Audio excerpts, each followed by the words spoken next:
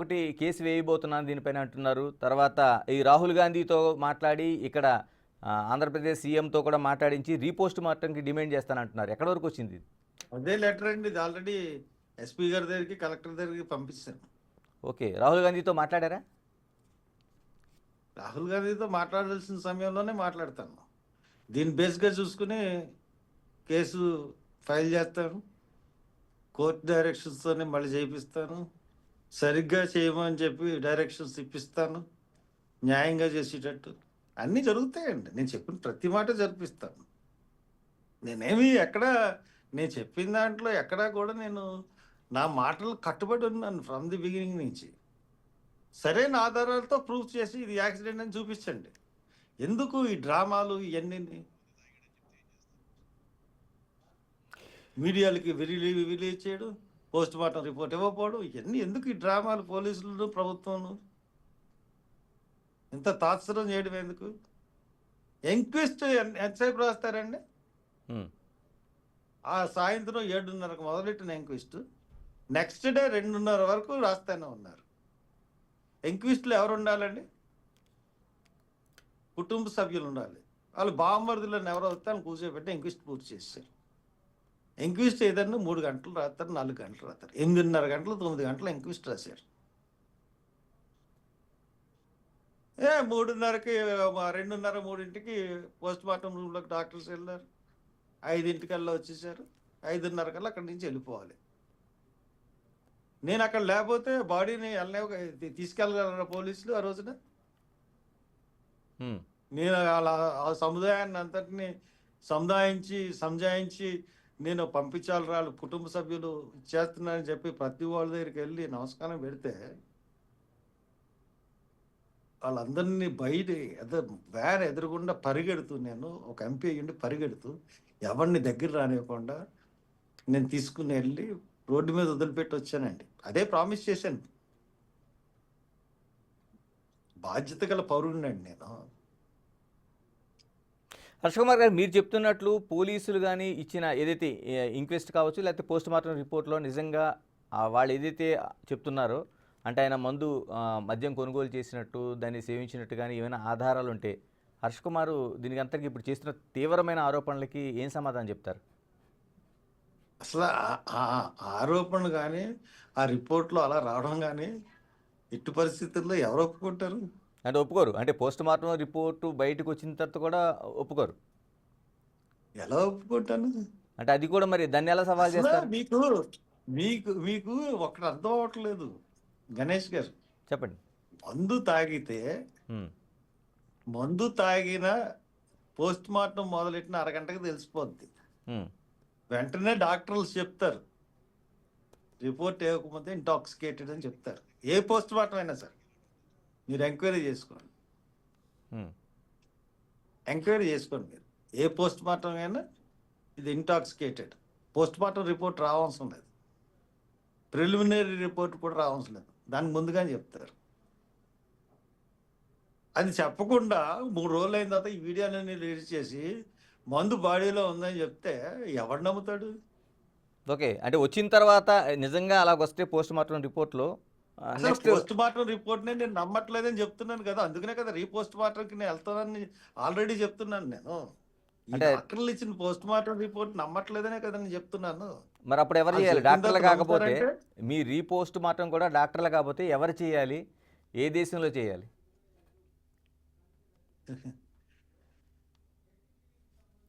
కూటమి ప్రభుత్వం లేని చోట చేయాలండి. బీజేపీ, తెలుగుదేశం, జనసేన లేని రాష్ట్రం అది తెలంగాణ రాష్ట్రం, మన పక్క రాష్ట్రం. అక్కడే కదా సమాజ్ చేశారు, అక్కడే పోస్ట్ మార్టం జరుగుతుంది. అప్పుడు వాళ్ళు చెప్పారనుకోండి ఇదంతాను, వీళ్ళు చెప్పినట్టే చెప్తే అప్పుడు ఖచ్చితంగా నమ్మడం కాదు, నమ్మి తీరాలి. ఇన్ని రోజులు ఎందుకండి పోస్ట్ మార్టంకి? వాళ్ళన్ని నిజాలు చెప్తుంటే 7 రోజులు ఎందుకు సార్? ఇది ఇది ప్రశ్నించలేందుకు, ఎస్పీని ప్రశ్నించలేందుకు, గవర్నమెంట్ ప్రశ్నించేందుకు, మీ మీడియా?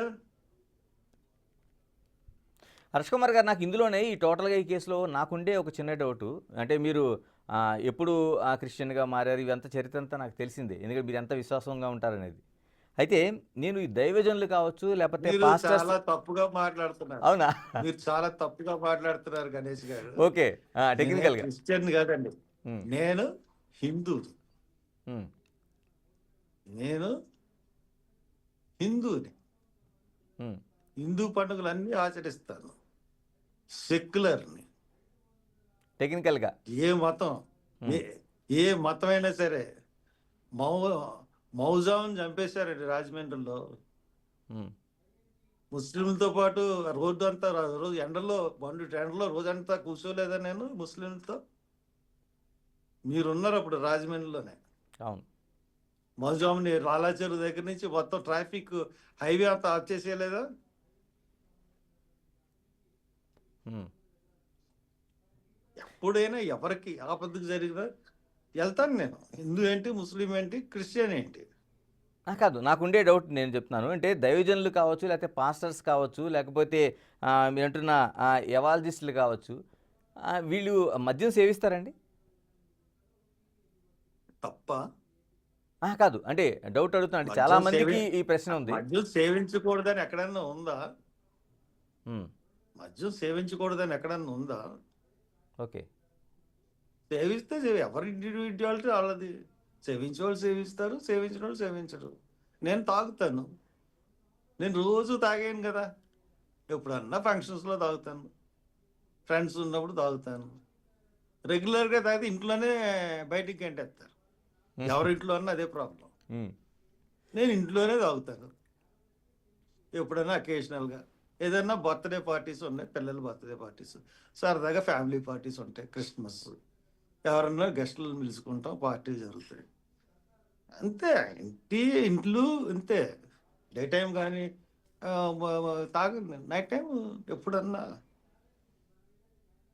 తప్పేముంది అదేమన్నా అది అదేమన్నా తప్పుడు వ్యవహారమా? మందు తాగడం అన్నది తప్పుడు కాదే. చట్టపరంగా ఏం తప్పు లేదు కదా. ఉమ్. అందుకని పాస్టర్లు తాగితే తప్పు ఏంటి, తాగకపోతే తప్పు ఏంటి? వాడు నీతిగా ఉన్నాడా, నియమంగా ఉన్నాడా అన్నది చూడాలి తప్పితే మందు తాగుతాడా లేదా అదేమన్నా పెద్ద క్రైటీరియా? ఓకే. తర్వాత హర్ష్ కుమార్ గారు, ఎందుకు వైసీపీ అంటే టోటల్గా క్రిస్టియన్ ఓట్ బ్యాంక్ అనేది గడిచిన ఎన్నికల్లో మాదే అని ఆ పార్టీ ప్రకటించుకుంది, ఎక్కువ మెజారిటీ కూడా అటువైపు కనిపిస్తూ ఉంటుంది. ఎందుకు వైసీపీ ఇందులో ఆ వాయిస్ అంత సీరియస్గా వినిపించలేకపోతుంది? నన్ను అడిగితే నేనేం చెప్తాను సార్? మీరు ఎక్స్ఎంపీ వైసీపీ వాళ్ళు అడగండి. రాజకీయాలని. మీరు వైసీపీ వాళ్ళు అడగలను క్వశ్చన్, నన్ను అడిగితే నేనేం చెప్తాను దానికి? మీరు సీనియర్ నేను ఏమన్నా పొలిటీషియన్ అండి. మీకు పార్టీకి ఏమైనా సంబంధం? నేను ఏమన్నా ఆ సీనియర్, నేను ఏమన్నా పార్టీకి సంబంధించిన ఉన్నా? అంటే మీ పార్టీలో ఆ కూడా పార్టీలో సభ్యత్వం ఉందా? మీరు ఇప్పుడు ఉన్న కాంగ్రెస్ పార్టీలో కూడా హర్ష కుమార్ వినిపించినంత వాయిస్ మిగతా వాళ్ళు వినిపించట్లేదు. అంటే షర్మిల గారు కొంత వినిపించారు. షర్మిల Yes, అవును. షర్మిల ఇచ్చిందండి. ఇచ్చింది. మరి మిగతా షర్మిల లీడర్స్ ఇచ్చింది, ఎందుకని తీసేసి. హర్ష కుమార్ స్థాయిలో ఎందుకు వినిపించటం లేదు వాయిస్? మీ పార్టీ వాళ్ళ కోసం అడుగుతున్నాను నేను. ఏమండి ఏమండి నేను అడుగుతున్నాను, అందరికీ హర్ష్ కుమార్ స్థాయి వచ్చేస్తుందా? హర్ష్ కుమార్ స్థాయి కాకపోతే ఒక కాంగ్రెస్ లీడర్లు ఎవడన్నా మీరు పిలిపించి ఇంటర్వ్యూ చేస్తారా? ఉమ్, నేను 2 సార్లు ఎంపీ కాబట్టే కదా, పేదల పక్షాలు పోరాడతాననే కదా, నేను ఫైర్ బ్రాండ్ అనే కదా, ఏ విషయంలో అన్నా ముందుకెళ్తాననే కదా మీరు నన్ను పిలిపించి మాట్లాడుతున్నారు. కాంగ్రెస్ లీడర్ని అసలు ప్రెస్ వాళ్ళు ఎవరన్నా డిబేట్స్ కన్నా పిలుస్తారు? ఉమ్, అలాగే ఏం చెప్తాం సార్? అది ఈ పార్టీ అయితే ఉంది. ఎవరన్నా ఒక్కళ్ళన్నా ఏ ఛానల్ ఉన్నా ఛానల్ వాళ్ళైనా కాంగ్రెస్ పార్టీ కమ్యూనిస్టులు పిలుస్తారు తప్పితే, కాంగ్రెస్ కన్నా ఓటు తక్కువ వచ్చిన కమ్యూనిస్టులు పిలుస్తారు తప్పితే కాంగ్రెస్ ఎందుకు పిలవరు మీరు? ఫాల్ట్ మీదండి, ప్రెస్దండి. ఒక పార్టీ గళం వినిపించడానికి ఆ పార్టీకి కూడా ఛాన్స్ ఇవ్వాలి. హర్ష కుమార్ని మీరు వినిపిస్తున్నారు కదా. పిలవనప్పుడు హర్ష కుమార్ వాయిస్ ఎప్పటికప్పుడు వినిపిస్తూనే ఉంది. వినిపిస్తుందంటే అది నా ఇండివిజువల్ అండి. ఉమ్, ఇండివిజువల్. ఓ పక్కన చింతామోహన్ గారు తిరుగుతూ ఉంటారు, ప్రెస్ మీట్లు పెడతా ఉంటారు, ఆయన ఒకటి వస్తూ ఉంటుంది. అలాగే మాకు కొంతమంది ఉన్నారు, మేము ఎక్స్ఎంపీలం కాబట్టి మాకు గుర్తింపు ఉంది కాబట్టి ప్రెస్లోను దాంట్లోనూ మాకు నడుస్తుంది. అంతేగాని తక్కువ వాళ్ళు పెద్ద ఎక్కువ రారు కదా.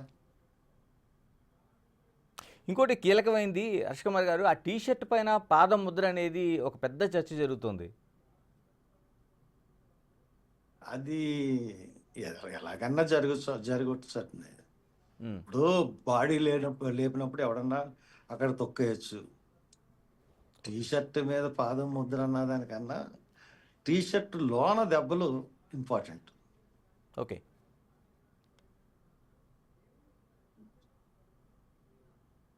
హర్ష కుమార్ గారు, మీరు చెప్తున్నది ఏదైతే కోర్టుకి వెళ్తానన్నది కావచ్చు, లేకపోతే రీపోస్ట్ మార్టం కావచ్చు, ఇది హర్ష కుమార్లైనా లేకపోతే కాంగ్రెస్ పార్టీలైనా? హర్ష్ కుమార్ ఏ పోరాటం కూడా ఎవరిని పర్మిషన్ తీసుకోడండి. ఉమ్, ఏ పోరాటం సీఎం మీద, రాజశేఖర రెడ్డి మీద పోరాటం చేసినా కాంగ్రెస్ పార్టీ అధిష్టానం అనుమతి తీసుకుని నేను వర్గీకరణకు వ్యతిరేకంగా వెళ్ళలేదు. లక్షల మందితో మీటింగ్ పెట్టినా పర్మిషన్ తీసుకోలేదు. That is my stand. మీకు తెలియదు కాదు అన్ని, మీ అన్నీ తెలిసి అడుగుతున్నారు. హర్ష కుమార్ గారు, ఎక్కడి వరకు వెళ్ళబోతుంది మీ పోరాటం? ఇప్పుడు ఈ పోస్ట్ మార్టం రేపు ఇప్పుడు రావచ్చు, లేకపోతే మిగతా న్యాయం జరిగే వరకు వెళ్తుందండి. న్యాయం జరిగే వరకు వెళ్తుంది నా పోరాటం. అంటే కుటుంబ సభ్యులు వచ్చినా రాకపోయినా? కుటుంబ సభ్యులతో దాంట్లో కుటుంబ సభ్యులతో లేదు. As a citizen, as a elder of the, ఒక సీనియర్ సిటిజన్గా, ఒక ఎల్డర్గా నేను అడిగే రైట్ నాకు ఉంది. హర్ష కుమార్ గారు, అంటే చాలా వరకు అనుమానాస్పద మరణాలు కావచ్చు, రోడ్డు యాక్సిడెంట్స్ కావచ్చు, ఇలాంటి ప్రబతుకులు కావచ్చు, చాలా యాక్సిడెంట్స్ జరిగినాయి. ఒక్క హర్ష కుమారు ఈ కేసులో మాత్రమే, అంటే పాస్టర్ ప్రవీణ్ పగడాలకు మాత్రం ఇంత స్ట్రాంగ్గా తీసుకోవడానికి ఏమైనా కారణం ఏమైనా ఉందా? ఇంకేం కేసులు ఇంత సెన్సేషన్ చాలా వరకు మన పేపర్లు చూస్తుంటే మనకి ఇది జరిగే ముందే ఇద్దరు పాస్టర్లు రోడ్డు ప్రమాదంలో చనిపోయినట్లుగా మనకి వార్తలు వచ్చినాయి. తర్వాత అనేక, అంటే నాట్ ఓన్లీ పాస్టర్, మిగతా కూడా అనేక అనుమానాస్పద మరణాలు మనకు కనిపిస్తూ ఉంటాయి. మీరుండే తూర్పుగోదావరి కావచ్చు, లేకపోతే ఉమ్మడి తూర్పుగోదావరి జిల్లా కావచ్చు, మీకు తెలిసిన వాళ్ళు కావచ్చు, చాలా జరుగుతూ ఉంటాయి. అది జరిగిన తర్వాత ఇంతమంది జనం ఎవరికన్నా వచ్చారా? ఓకే. ఎవరికన్నా సెన్సేషన్ అయిందా? వాళ్ళు ఎవరికన్నా తెలుసా? 50 మంది అన్న వచ్చారా ఎవరికన్నా? ఇతని గురించి ఎందుకు విత్ ఇన్ అవర్స్లోనే చాలా మంది పోగొడి అచ్చా జస్టిస్ నేను వచ్చేటడికి వీ వాంట్ జస్టిస్, హత్య చేసి చంపేశారు మా పాస్టర్ అన్ని వేలాది మంది 1 గంటన్నరకే రోడ్డు ఎక్కారు. దాని తర్వాత అతని గురించి నేను ఎంక్వైరీ చేసుకున్నాను. నా గూగుల్లో కొట్టుకున్నాను, నా ఫేస్బుక్లో చూసుకున్నాను, అతని వీడియోలు చూశాను. 1 గంటల నుంచి రాత్రి 6-5 వరకు అతని వీడియోలే చూస్తూ ఉన్నాను నేను. ఓకే. అతన్ని అప్పుడు డెఫినెట్గా ప్రభుత్వమే వెనకుంది దీని వెనకాలని అనిపించింది. అందుకనే ఆ వీడియో నాకు చూపించారు పోలీసులు. పోలీసులు చూపిస్తే నేను ఇది నమ్మట్లేదు, ఇది యాక్సిడెంట్ అని నేను నమ్మనని వాళ్ళు చూపించిన వెంటనే రిజెక్ట్ చేశాను. First video out police station లో ఇలాగ వెళ్ళిందండి, దుమ్ములేసింది అండి అని చెప్తున్నారు. పెట్రోల్ బంక్ ఆపోజిట్ లో వచ్చింది. అవునండి. అదే చెప్పాను, ఇది నేను నమ్మను. నేను ఇలా దుమ్ము వచ్చిందండి అని చాలా కన్విన్సింగ్ లేదు. నన్ను సాటిస్ఫై చేయలేరు డిఎస్పీ గారు, అడిషనల్ ఎస్పీ గారు.